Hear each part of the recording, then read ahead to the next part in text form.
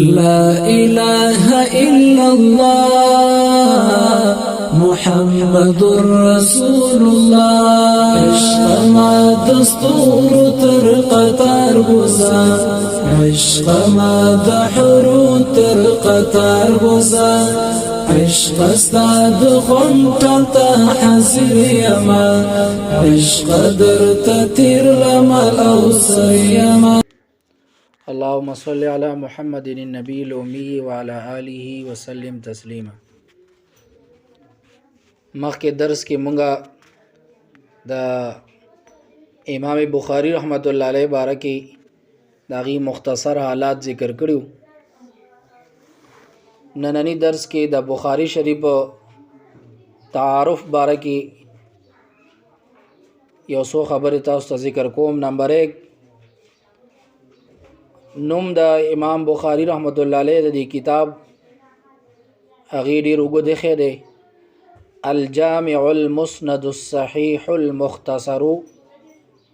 من امور رسول الله صلى الله عليه وسلم وسننه وايامه. مشهور دی په بخاری شریف باندې او نوم ورلاغي دی خېده. اوس جامع کم یو کتاب ته وي د حدیث او هغه کتاب چې باغې کې کم از کم په اتو موضوعات متعلق احادیث را جمع شوي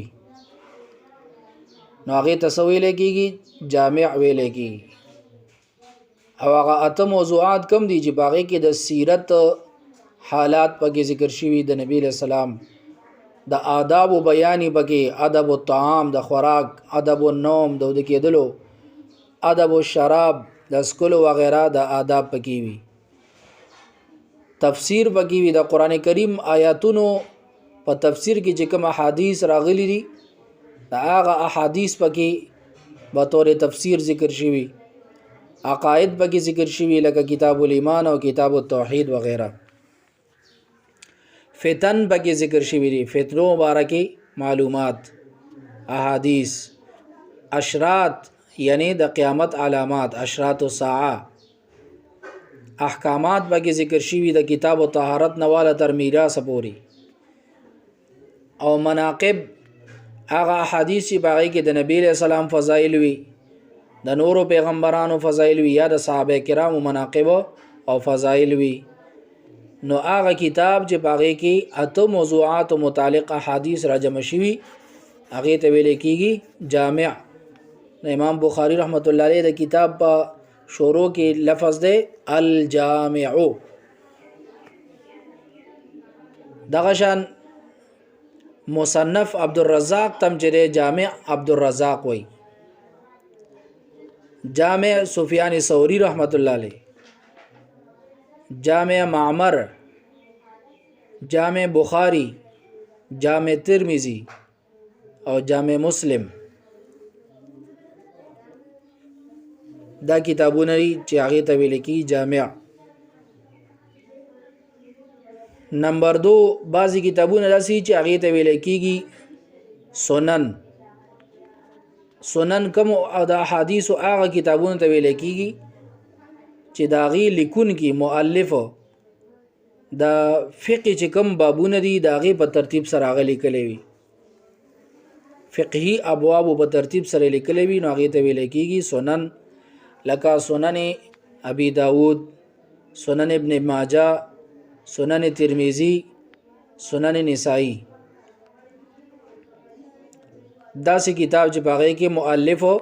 فقهي ابواب په ترتیب سره هغه مرتب کړي او حدیث را جمع کړي هغه ته وایي سنن. دریم د مسند د حدیثو هغه کتاب چې صحابه کرام او احادیث په ترتیب سره پکې ذکر شوي. اول پکې د ابوبکر صدیق احادیث بیا پکې د عمر سے بھی بیا پکې د عثمان سے بھی بیا پکې د علی سے بھی داسې په ترتیب سره لکه مسند امام احمد ابن حنبل رحمت الله علیه مسند ابو داود الطیالسی او مسند نعیم وغیرہ. نمبر 4 څلورم نمبر کتاب دے المعجم هغه کتاب چې باغې کې احادیث د شیخانو د شيوخو په ترتیب سره وي د استادانو په ترتیب سره وي لکه المعجم الصغير المعجم الاوسط او المعجم الكبير دا المعجم الكبير چې دا دی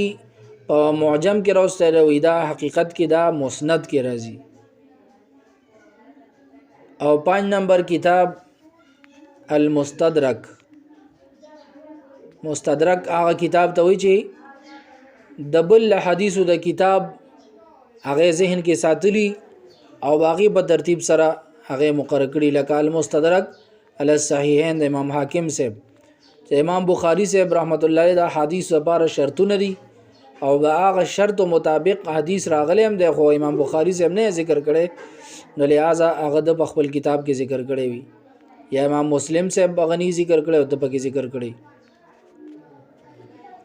نمبر 6 المستخرج چې باغې کې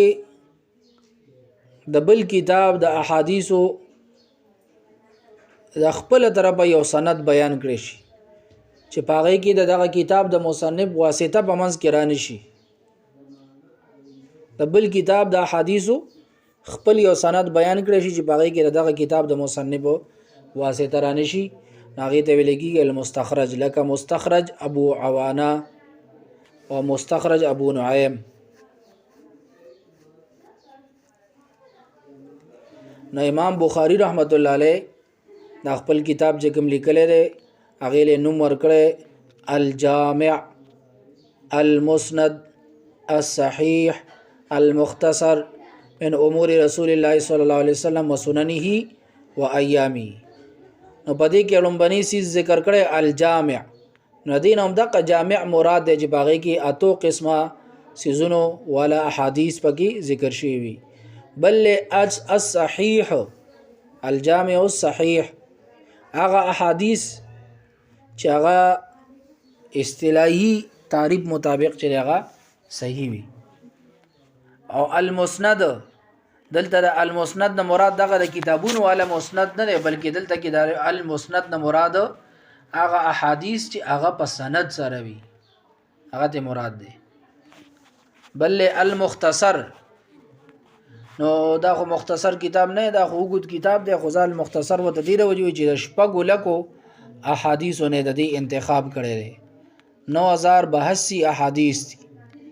9002 احادیث مبارکه نو دغه شپږ لکو نه د دې انتخاب کړي ځکه دې ته ویل کېږي المختصر او امور نه مراد قولی حدیث ته سنن نه مراد فعلی حدیث ته او د ایام نه مراد د نبی له صلوات و سلام د حیات طیبه د جون مبارک واقعات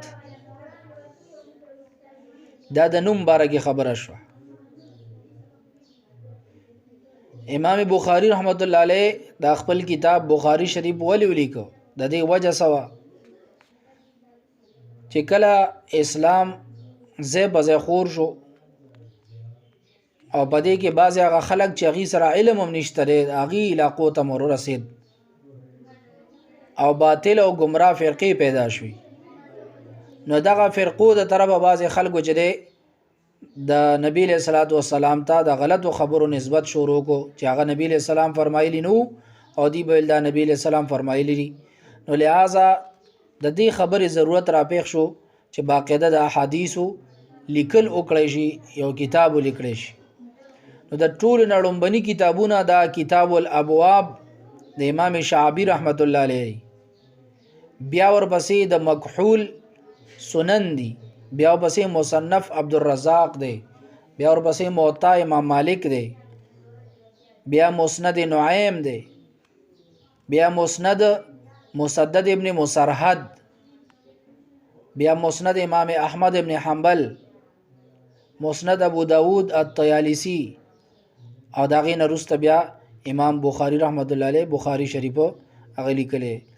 امام ابو حنیفه رحمت الله علیه داغه کتاب کتاب الاثار هغه هم چې لیکلی دی هغه د خپل وخت کې تاسو ته ما ویلو د امام بخاري رحمت الله علیه نه امام صاحب څلور څلوېښت کاله مخکې وفات شوی نو څلور څلوېښت کاله امام بخاري شریف لیکلی نه چې هغه لا پیدا شوی نه چې امام صاحب 40 سال مخکې هغه وفات شوی دی هغه دا کتاب الاثار لیکلی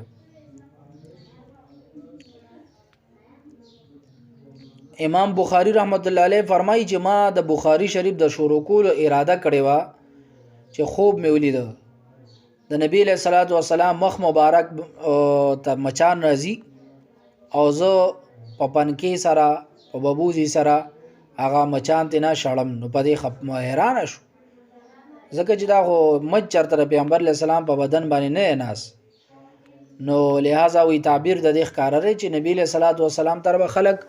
د صحیح خبرې به مته نسبت کوي او د غلطي صحیح او غلطي نه ګوري خو بس د نسبتونه ورته کوي امام بخاری رحمت الله علیه هغه نه الله دا کار اخلي چې صحیح او د غیر صحیح په منځ کې فرق کوي او چې کومه غلطي خبرې دي غلط د ځان اچا نبی له سلام ته منسوب کړي داغي غلطي خبرې به دفع کوي کوم ځای کې لیکل لري بخاری شریف مختلف وزینو کې لیکل خو شوروي د مسجد حرام نه کړی دا مسجد حرام نه نور مختلف وزینو کې لیکل لري یو ځای کې نه دی اوس بعضی علماء کرام چې بخاری شریف ته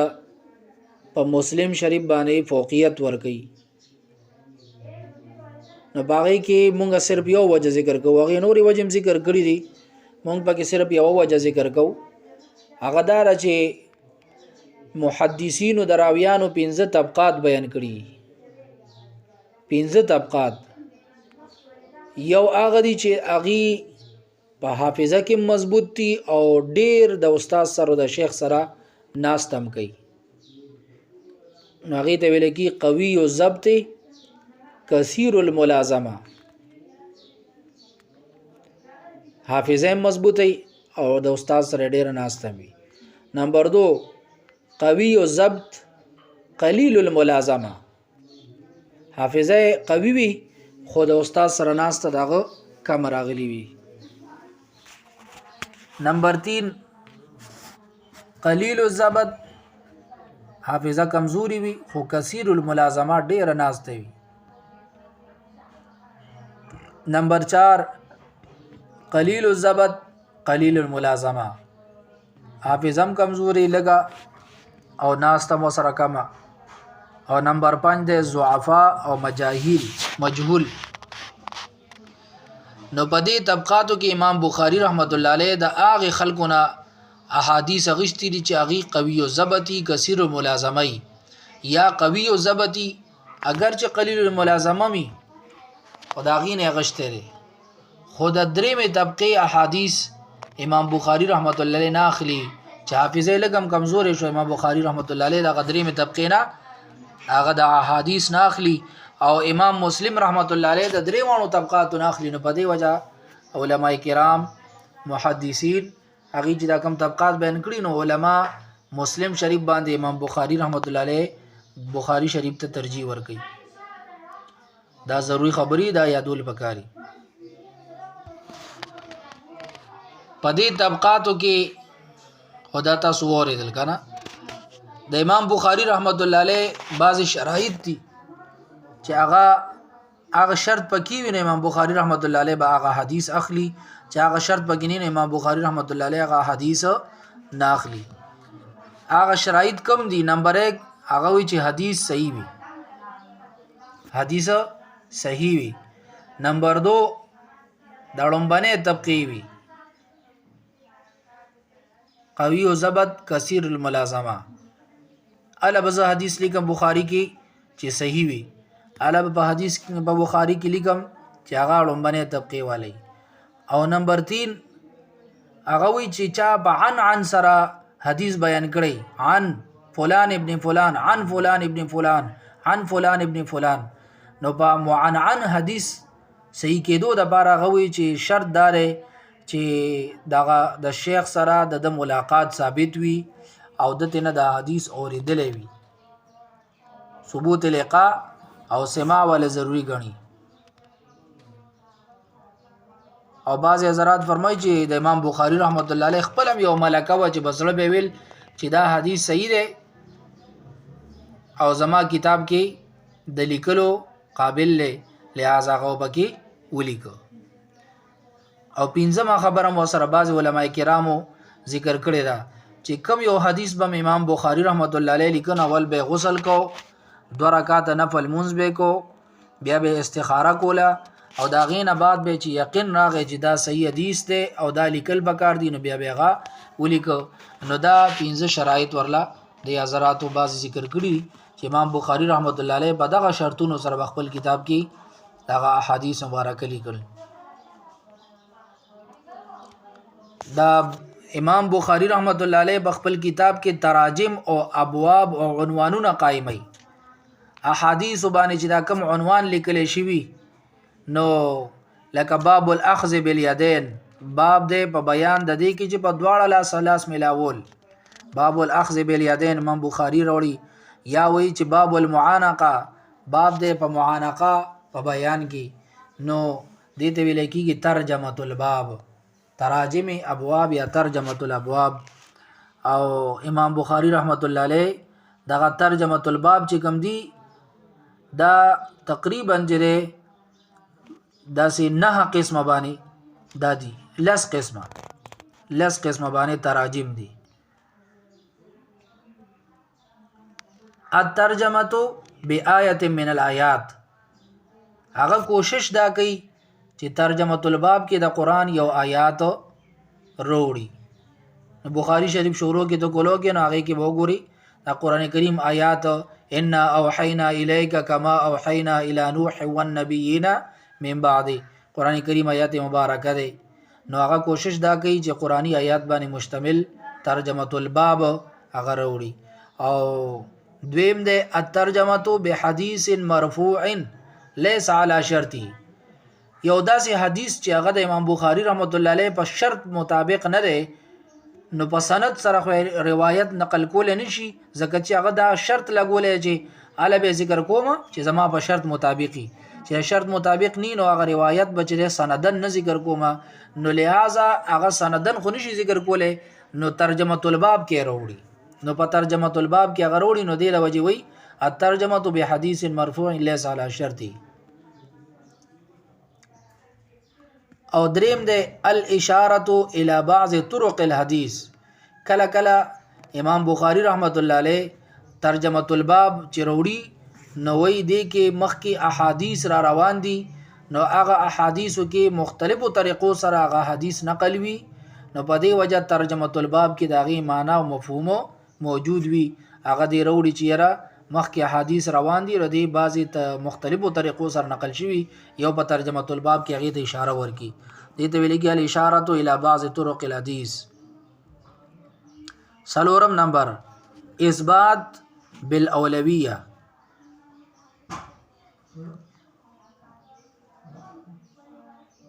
چې دا ادنا سی ثبوت کیږي د حدیث نه نو د اعلی خو به طریقه ولا کیږي نو لہذا امام بخاری رحمت الله علیه هغه اثبات بالاولویت د بارا هغه ترجمه الباب وروړي چې د حدیث مبارک نه د ادنا چیز ثبوت کیږي نو لہذا ترجمه الباب کې اعلی وروړي چې د ثبوت هم تنه کیږي. نمبر 5 کله کله ترجمه الباب وروړي په حل سره حل هغه ځکه وروړي چې په خپل یقین ني او بعض ځکه الا حل د لفظ وروړي چې د خلکو بزله کې شک او شبهه وي چې دا کار کول پکار دی او کنه امام بخاری رحمت الله علیه دغه نه ثابت کی چې را دا کول پکار دی نو ترجمه الباب الته کې دی په حل سره وروړي. کله ترجمه الباب د صد باروی للرد علی احد پچا باندې رد کوي باب الرد علی الجهمیه دا باب د پرد کې پچا باندې جهمیه فرقه باندې نو لہذا بعض وقت پچا باندې رد کوي. نمبر 7 الترجمه لتعیین احدى الاحتمالات کله کله مختلف احتمالات وي نو لہذا دی هغه مختلف احتمالات کې یو بګی راجح وګرځي دا غي د متعین کول د بارا ترجمه الباب هغه وروړي. او نمبر 8 الترجمه لتطبیق بین الاحاديث، کله مختلف احادیث وي نو د هغې په منځ کې تطبیق ورکول لپاره هغه ترجمه الباب کې بره خبره ذکر کی، او کله کله ترجمه الباب ذکر کی خو حدیث وسره نه وي، دې ته ویل کېږي الترجمه بدون الحدیث. او نمبر 10 کله کله باب ذکر شوی وي خو هغه خالی وي د ترجمه الباب نه، هغه کې دی نه ذکر کړي، نو دا لس ترجمه الباب تراجم داغي ذکر شوی. بخاری شریف کې څومره احادیث دي، نو لہذا حافظ ابن حجر عسقلانی رحمت الله علیه فتح الباری کې ورکړي چې 9082 احادیث دي، او راجح قول هم دغه دی چې 9082 احادیث مبارکه په بخاری شریف کې دا ذکر شوی دي. د بخاری شریف مشهور شرح جدي کم کم دي، نو یو دا الکواکب الدراری علامه کرمانی رحمت الله علیه هغه لیکلی دا، او په دې کې د لغاتو تشریم خشته کړی دا، صرفي او نحوي تحقیق په لحاظ سره هم دا ښکلې شرحه ده. نمبر 2 فتح الباری علامه حافظ ابن حجر عسقلانی رحمت الله علیه بهترین طریقې سره هغه د بخاری شریف دا شرح لیکلی دا فتح الباری. نمبر 3 عمدة القاری علامه بدر الدین عینی رحمت الله علیه چې هغه د حافظ ابن حجر عسقلانی رحمت الله علیه نه 12 کاله مشر دا هغه لیکلی عمدة القاری. او نمبر 4 ارشاد الساری علامه قسطلانی رحمت الله علیه چې د دې ټولو شرح د خلاصه را لیکلی دا په دغه ارشاد الساری کې. او زمونږ په دې دور کې فیض الباری چلیږي، انور شاه کشمیری رحمت الله علیه، لامع الدراری مولانا یحیی رحمت الله علیه چې هغه شیخ ذکریا صاحب رحمت الله علیه پلار دی، او انوار الباری وغیرہ هم چې دی بعض حضراتو ذکر کړی ده. دا یو خبره بلم ذکر کو، بخاری شریف په احادیثو کې کله کله تکرار راځي، بعضی ځایونو کې احادیث مبارکه بار بار راشي، نو د امام بخاری رحمت الله علیه هغه تکرار دا په ظاهر تکرار نظر راځي، خو د دې باوجود امام بخاری رحمت الله علیه فرمایي چې زما په کتاب کې تکرار نشته، حدیث مکرر معنی دی راوړی نه دی. څه مطلب دی؟ نو علما فرمایي چې ایس یو داسې حدیث پکې نشته چې یاره سند او متن دواړو په اعتبار سره باندې مکمل هغه مکرري، یعنی سند کې به یو ځای کې فرقي سند به بدلی، بل ځای کې متن کې لګ لګ بدل وي، سنا فرق وکي وی لازما. او دا تکرار د حدیثو دا مکرر راوړل په تکرار سره بار بار حدیث راوړل دا غي سوجي دي، نو هغه بعض علما کرامو ذکر کړي. کله کله هغه چې د یو حدیث نه مختلف مسائل ثابتوي، یو حدیث نه یو ځای کې یو مسله ثابته کینو هغه حدیث ال تروړي، بل ځای کې د بل مسله ثابته نو ال تم وروړي، بل ځای کې بل مسله ثابته نو ال تم وروړي. نو مختلف مسائل ثابتولو لپاره هغه د تکرار د حدیثو هغه دغه کار ذکر دی وجه ده. دویم بعض وخت چې هغه مختلف طرق داغي بیانې، تعدد طرق بیانې چې ردا په مختلفو طریقو سره دا روایت او دا حدیث راغله، په دې وجه دا حدیث تکرار راغلی. او نمبر 3 بعضی وخت چې یو حدیث مختلف بابونو لاندې راوړي، د حدیث یو ټوکړه یو باب کې راوړي، بل ټوکړه بل باب لاندې راوړي، بل ټوکړه د بل باب لاندې راوړي. دا غینه مقصد دی چې را احکام ته ثابت کی، احکام او استنباط ته نو کی، په دې وجه تکرار د حدیث وی. نمبر 4 بعض وخت نه دا بیان کول داغه مقصد وی چې یو ځای کې دا حدیث چې دا په عن سره ذکر شوی، نو بل ځای کې دا حدیث چې په حدثنی یا حدثنا سره دا ذکر شوی. د دې لپاره چې دې راوی په دې حدیث کې خپل استاد سره لقاء او سما ثابته، هغه خدا شرط لګولې چې لقاء نه ثابته